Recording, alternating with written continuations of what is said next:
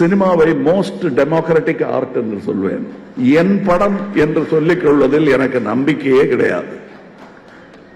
அது என் படம் சொல்லிட்டு அது என்னோட நின்றுடும்.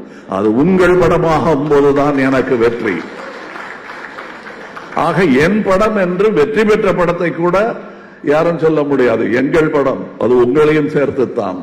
அது கடைநிலை ஊழியன் ஒரு போக்கஸ் புல்லர் விட்டான்னா ஜாலி. ஒரு ஸ்டண்ட் மாஸ்டர் சரியா கத்துக் கொடுக்கலன்னா, இல்ல ஸ்டண்ட் மாஸ்டர் இல்லாம நானே பண்ணிக்கிறேன்னு ஆரம்பிச்சோம்னா என்ன ஆகுங்கிறதுக்கு பேர் உதாரணம் என்ன, பல விஷயங்களுக்கு உதாரணம் சொன்னார்கள். பெரும் ஆசான்கள் எனக்கு இருந்திருக்கிறார்கள். படிக்காத மேதை என்றெல்லாம் என்னை பாராட்டினார்கள். படிக்காமல் மேதையாவது இருக்கட்டும், படிக்காமல் மேடையே ஏற முடியாது.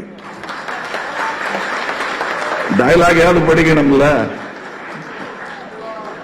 அப்படி எனக்கு பாடம் கற்றுக் கொடுத்த மேதைகளின் பட்டியலை நான் உங்களுக்கு சொன்னால் நான் எவ்வளவு படிக்காதவன் என்பது உங்களுக்கு புரியும். எனக்கு யுகேஜியில் தமிழ் கற்றுக் கொடுத்தவர்கள் 3 பேர். கலைஞர், கண்ணதாசன், அந்த உச்சரிப்பை எனக்கு சொல்லிக் கொடுத்தவர் நடிகர் திலகம் சிவாஜி கணேசன் அவர்கள். போதுமா என் வாத்தியார் பட்டியல்? அவங்களுக்கு பிடிச்ச படிப்பு.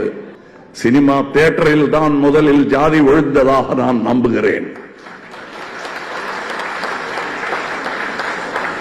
அது வீதிக்கும் வர வேண்டும் என்பதுதான் என் ஆசை.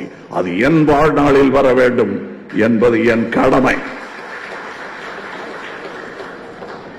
முக்கியமாக சகோதரர்களே, 40 வருடமாக நாம் நற்பணி நற்பணி என்று சொல்லிக் கொண்டிருந்த பொழுதெல்லாம் எதுக்கு இதையே செஞ்சுட்டு இருக்கோம், நாங்க சினிமா மாத்திரம் பார்த்துட்டு போயிடுறோம், என்ன இது கொஞ்சம் கஷ்டமா இருக்கு அப்படின்னு சொல்லிட்டு இருந்தபோது கொஞ்சம் பொறுத்து, நல்ல அரங்கில் உனக்கு மரியாதை கிடைக்கும். இதோ உங்கள் பெயரை சொல்லி, உங்கள் கட்சியின் பெயரை சொல்லி இங்கே உங்களை பாராட்டுகிறார் ஒரு அமைச்சர்.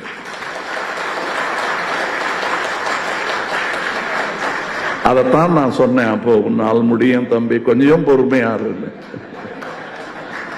அதுக்காக இப்ப இந்த நேரத்தில் பொறுமையா இருந்திருந்தாருங்க. இது நாம களமிறங்க வேண்டிய நேரம். எந்த களங்கிறதுனா அது வேற களம், அங்க பேசிக்கலாம். பிளே ஸ்டோர் மற்றும் ஆப் ஸ்டோரில் இருந்து பாலிமர் செயலியை QR கோடு மூலம் பதிவிறக்கம் செய்யுங்கள். செய்திகளை உடனுக்குடன் பெறுங்கள்.